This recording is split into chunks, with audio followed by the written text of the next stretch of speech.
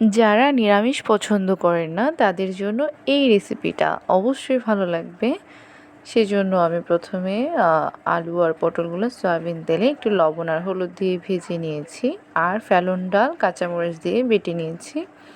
এতে একটু হলুদ আর সামান্য লবণ দিয়ে আমি একটু ডালটা বড়া করে নিব।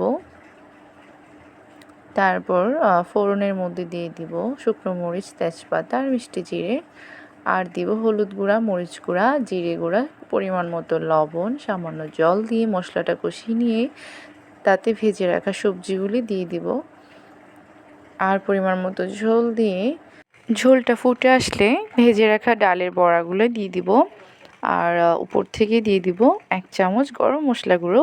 ব্যাস, কিছুক্ষণ রান্না করলেই তৈরি হয়ে যাবে আমাদের ফেলন ডালের বড়ার তরকারি। খুবই সুস্বাদু আর খুবই লোভনীয় খেতে।